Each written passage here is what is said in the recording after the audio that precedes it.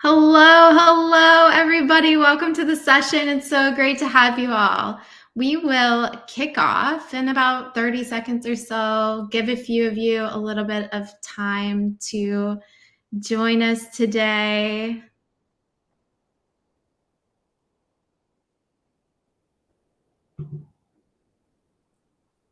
I'm live here with Alice. We'll introduce her formally here in a second.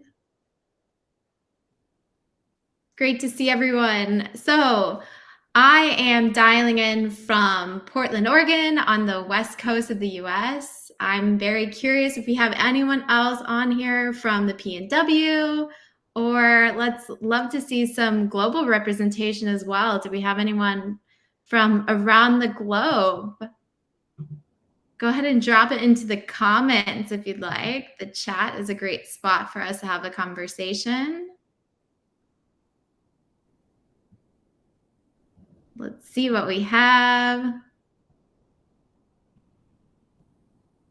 LA, West Coast, UK, wonderful. Awesome. Got some great representation here today. All right. So I think we're ready to get started. My name is Alexandria Patinia, and I work on the product marketing team here at Float. I'll be your host for today's session, but we'll also hear from the stars of the show very soon.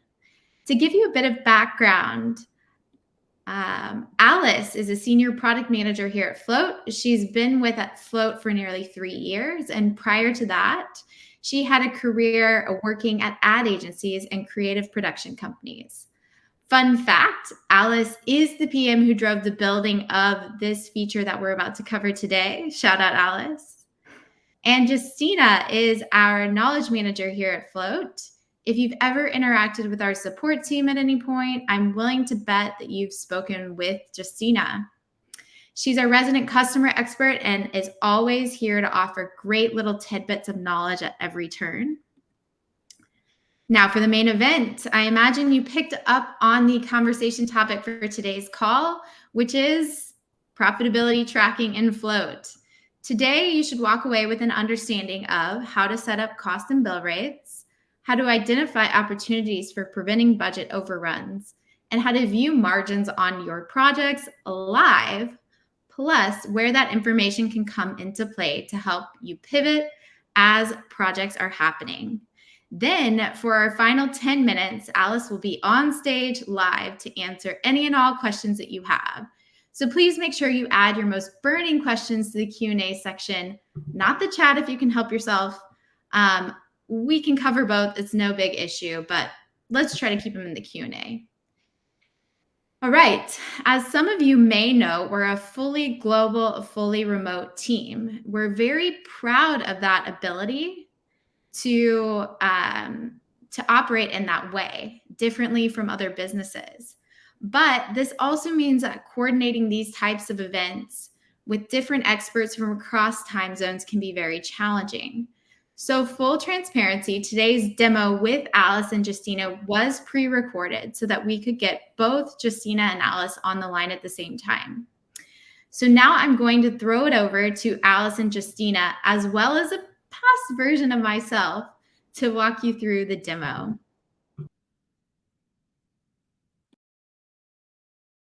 You speak with hundreds of customers every week. We know that this has been a popular feature request at Float for some time, especially for finance folks who want to see margins on their team's projects. Can you share with us a real-life example of why teams have asked for this? Sure. Yeah, I remember chatting with a customer from a global advertising company. They are a larger team with over 200 seats, and they mostly run fixed price projects. The pain point was that their scopes were always creeping, and as a result, their margin were always lower than expected. So they were looking for a way to catch that in a real time and not after the fact. So that's just one example, but we did quite a few of these requests. And like with all the customer feedback, what we do in this situation, we file a feature request and then we share it with Alice and the rest of the product team.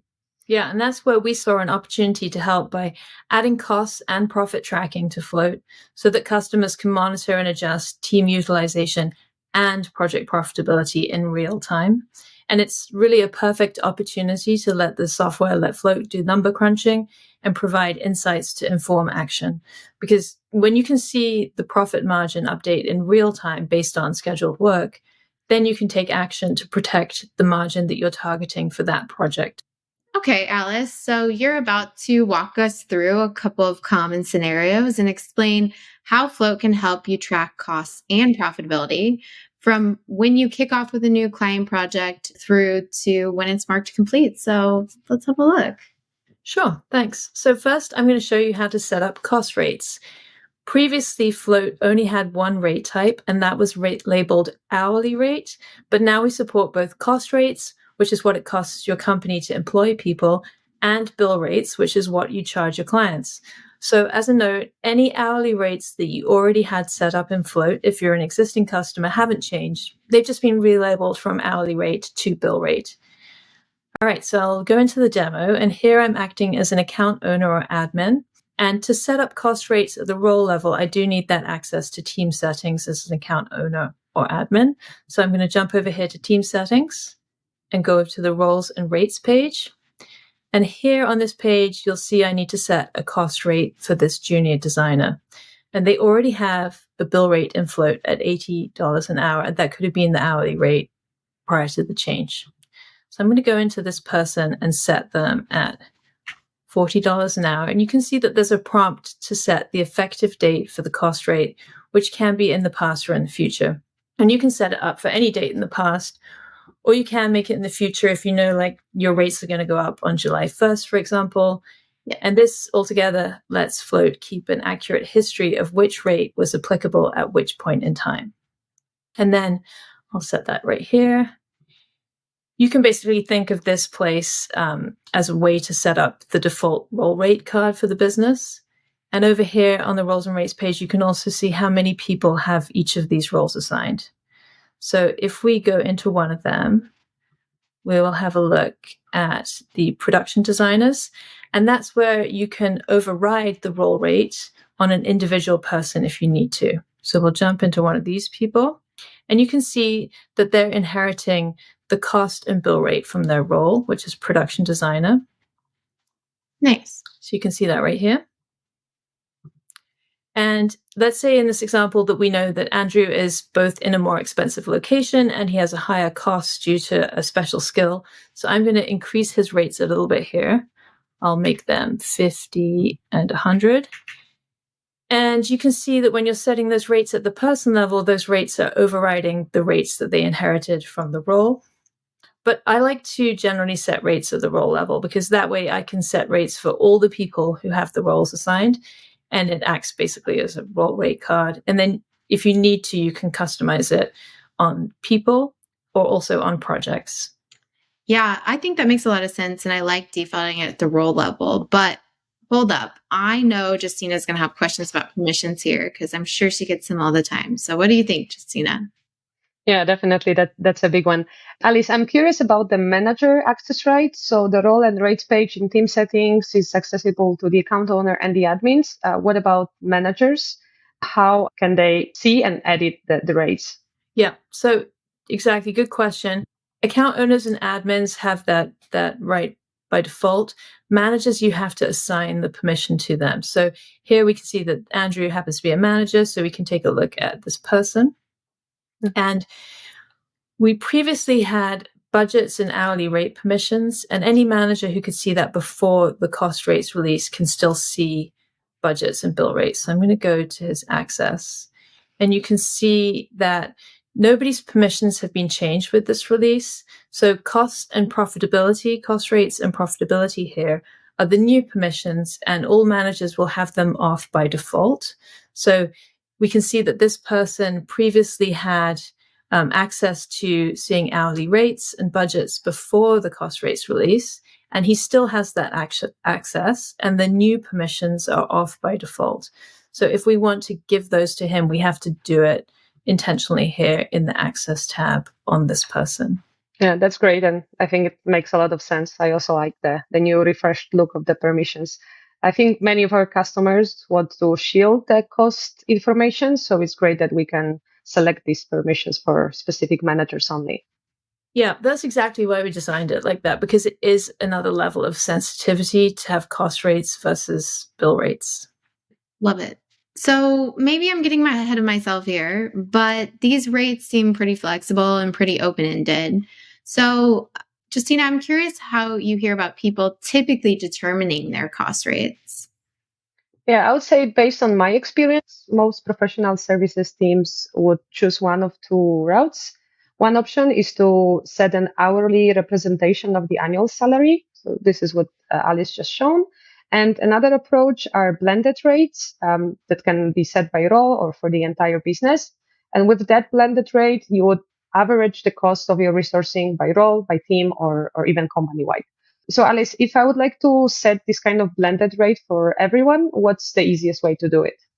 Yeah, that's a good question. So the easiest way is probably, again, from the roles and rates page in team settings, because then we can check this box to bulk edit all of our roles, or you could select, a selection of them. But if we do this, selecting all of them and then edit, pick cost rate, I could enter one blended rate for the whole team. And then I could potentially set the effective date to, let's say, the date that we started using Float. And that's going to cover all the projects that we've done in the past if you're an existing customer. Nice, got it. Thanks. But all this is about cost rates. What about bill rates? As you know, some of our customers choose to set the rates per project just to optimize the charge out rates. So how about setting those on the project level? Yeah, so good call out. That's a bit different because the cost rates that we were just setting, they aren't customizable by project. They're a consistent cost to the business. So bill rates are a little bit different, and they're what you charge your clients, and they can be customized on a project and even at the phase level too. So I'll start a new project in the demo so you can see how that works. I'll just go over here and add a project, set up and confirmed. I'll make the budget, let's see, hourly fee, which is good for time and materials project. And here I'm going to add a few people to the team just to get it set up.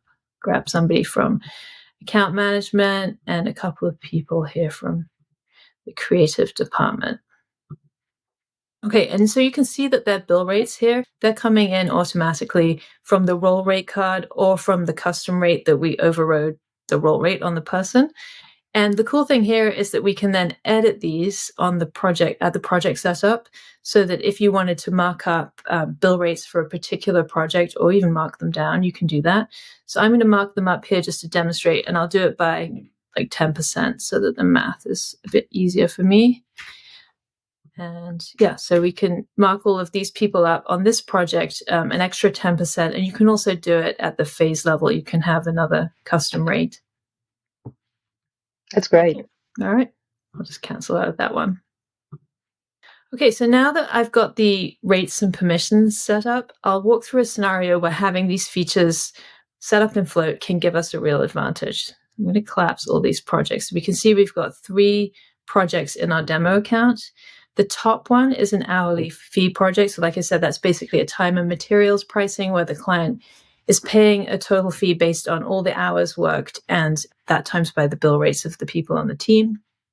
Then the other 2 are fixed fee projects where a set price has been agreed upon ahead of time with the client to deliver the scope of work for the project. Makes sense, but I see a little red there. That can't be good. Justyna, what do you think? Yeah, red is bad. This basically means that this project is over budget.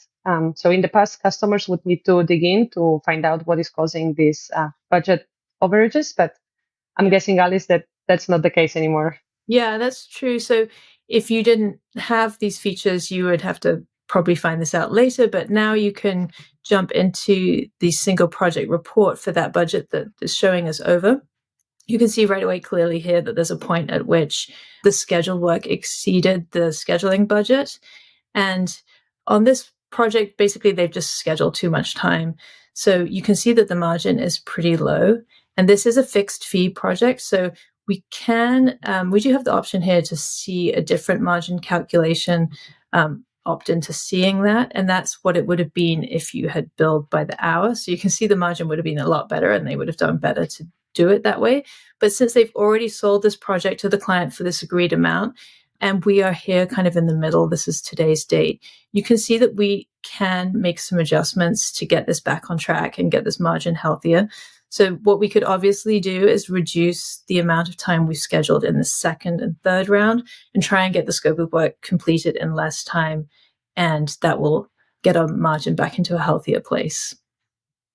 Nice. What about that other project?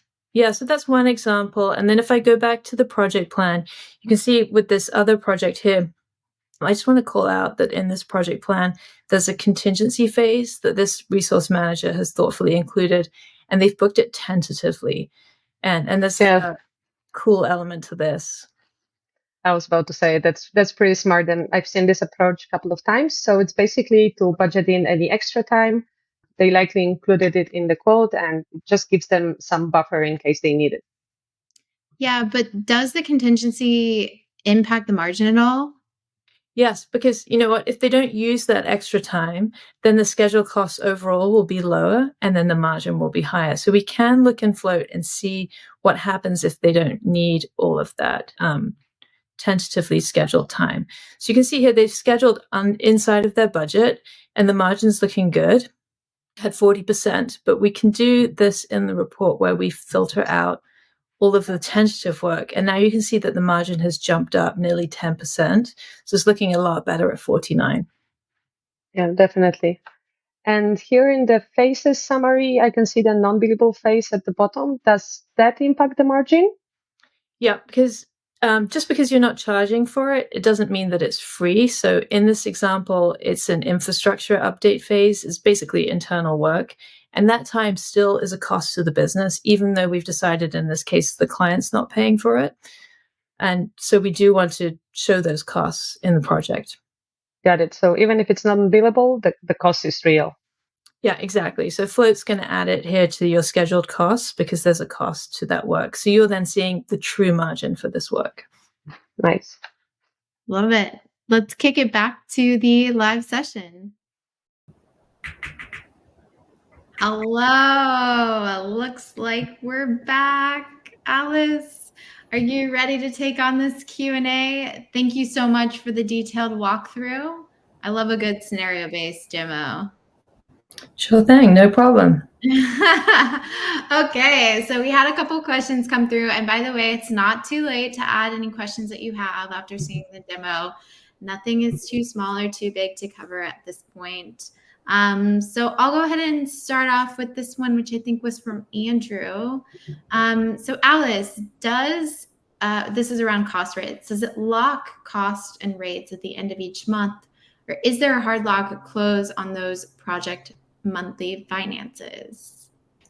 Thanks, AP. So there's no project-based lock for cost rates right now. When you set a cost rate, the system's going to ask you to set an effective date for that cost rate, and that's going to impact all projects that have that cost rate in that time period because that's it's a cost to the business. But bill rates then are a different story. They're more locked to the project. So when you set bill rates on a project, they don't get updated later by any changes to bill rates set on people or at the role level. So I don't know if that fully answers the question. We could certainly look at extending the feature if there is a need from customers to lock rates at certain points. But right now, you can think of bill rates as locked to projects and cost rates as locked to the effective date that you set in the system. Okay, that makes sense. I think maybe too, this question might be related to, like, let's just say we had a mid-project salary increase. You know, a lot of teams set their salary increases to be effective on a specific date, and there may be an ongoing project involved. How does that impact, you know, the profit margin calculation that we're handling? Yeah, that is going to affect projects that span the time when the rate increase is set for. So you can set the effective date in the future. So that could be, you know, if you know all rates are going to go up on July 1st, you could set that up in the system. And then any projects that are ongoing through July 1st will be impacted by those cost rates increase for the team members, because that is just a real cost to the business that we can't escape. So that will then impact the profit margin for those projects. But again, like the bill rates won't they don't change unless you actually change them in the project or on the phase level. Totally. Okay, that makes sense. So the next question that we want to cover is, if only one person tracks hours, can't any PM, I'm guessing this is related to the manager permissions only, can any PM see the cost rate and therefore calculate the person's salary or blended salary? Yeah, that's another really good question because it is, potentially sensitive data depending on how you do it. Even with a blended salary, or a blended cost rate, it's quite sensitive. So the way we've built it is that managers can have the permission to see cost rates and profitability data in Float, but you have to enable that permission for them. So it's not on by default. So you won't find like you wake up one day and a whole bunch of managers have this right that didn't have it before. You have to go in and actively enable it for them. Whereas your admins and your account owner will automatically have that right. And then members just won't be able to see that at all. So if you do go in and actively give a manager those rights to see cost rates and profitability, then yes, you obviously can potentially figure out somebody's salary if that's the way you do it, if there's just one person on the team, but it's a little bit up to internal governance. I think that makes sense. And I think, having those permission settings is at least helpful for restricting the viewing of that information. This is one that I don't think you've seen because we were monitoring the Q&A while the video was playing, but how many contractors can you add to a project to track outside costs? Is it by person or only as a large grouping? What do you think? So I think this is going to depend on how many people you can schedule in Float, because a contractor in Float is essentially a person type. So I'm pretty sure, and I might have to come back to you and check after the call, but I'm pretty sure if you have a certain number of people you can schedule in Float, you can add those as a contractor person type and then allocate work to them. Okay. Yeah. So this one's very similar along those same lines. I think we're getting to the pointy end of these questions, but this one's from Chris. Can you track vendor bills and other expenses for a project in relation to costs? Yeah, so that's a really good question. It's something that came up a lot in customer interviews when we were doing discovery on this feature set. And it's something that we are working on right now and looking to prioritize probably end of Q2, Q3, getting into that time period. So it's not built yet, but it's something that we definitely know is a priority for our customers. And we're looking to add it on the basis of project expenses. So we anticipate that customers will use cost rates as they are in whatever model that they do for including overhead or blended rate or doing it just based on salary. So overhead could be included in the cost rate, and then project specific expenses would be added to a project as line items. So if you need to account for purchase of stock or a flat rate for studio hire or whatever additional fixed costs you have, including travel and all kinds of things. So we would love to hear more from customers about specific needs there. Also, particularly pertaining to things like markup and whether we think we need custom markup for each line item because we don't always mark up each category of expenses in the same amount. So yeah, we'd be really happy to hear from people on that topic if you want to reach out. Yeah, I know that is quite a hot topic at the moment. So this one's about the API. The question is, do you have an API that allows for data to be pushed into Float? That's the first part of the question. Then it says, say, to approve a timesheet from another internal platform, or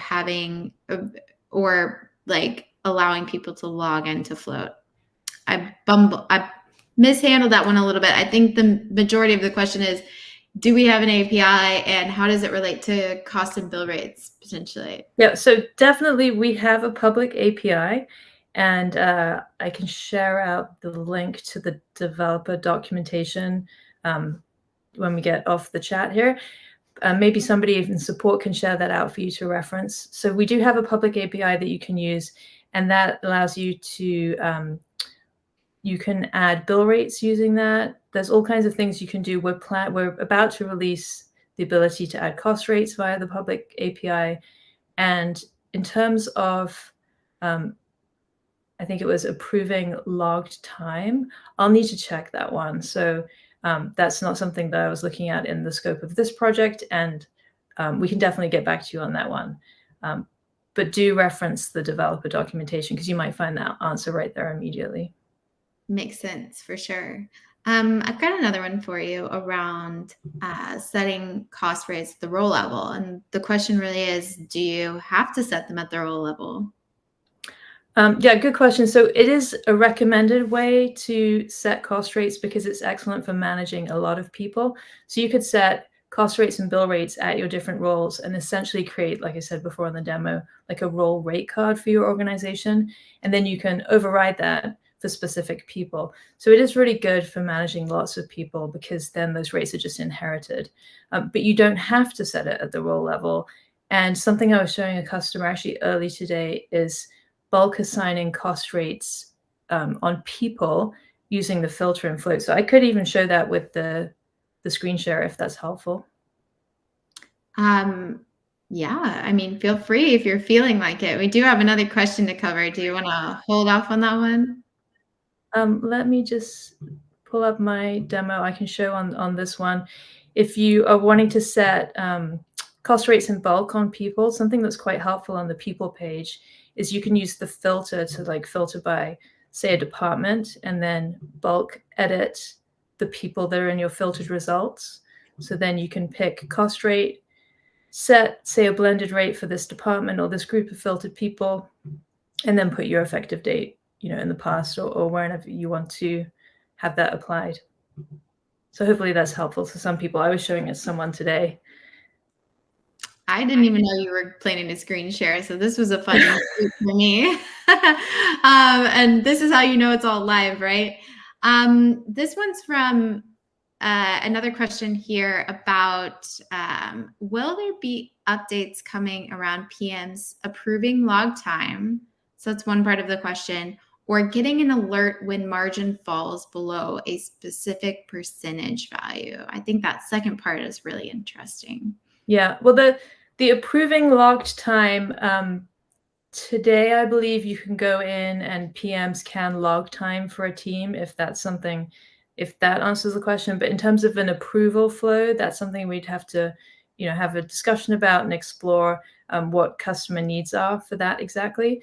And then going on to the margin specific question, definitely notifications for margin and for budget utilization are planned. So particularly like when you get within a certain percentage of your budget or your margin is below a certain percentage point, as the commenter suggested, that would be something that we do want to set notifications for.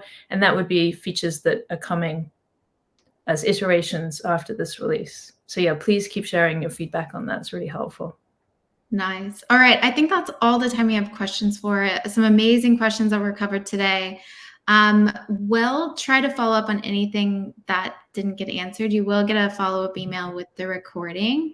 Alice, are there any passing thoughts you want to leave this group with? Any upcoming features worth talking about? Yeah, well, we're excited that pretty soon we'll be launching a focused project view that allows for very quick project scoping so that you can allocate without having to go through the modal flow all the time. You can just kind of draw in the allocations that you need and see cost rates and bill rates sum up and see your margin kind of appearing live, and then being able to save that as an estimate. So that's something that we're excited to be releasing before too long. And we definitely want to hear back from anybody on the call with more feedback on this feature set and needs in this area. So definitely do reach out. All right. And if you're interested in learning more about Float to see how it could work for your team, our sales team's always available for demos, or you can chat with our support team directly. People like Justyna are on the other side of the line ready to help you. I've just added a poll and set that live. And I'm hoping that you can help us learn and improve these types of events for future ones. This was actually our first product-focused event that we've had here at Float, and so we'd love to hear more. Please don't hold back, anything like that. Just hit the poll on your way out. But I want to thank you all for joining us today. It's been wonderful. Thank you, Alice, for answering questions and being ready to demo. And hope you all have a wonderful rest of your day. See ya. Bye.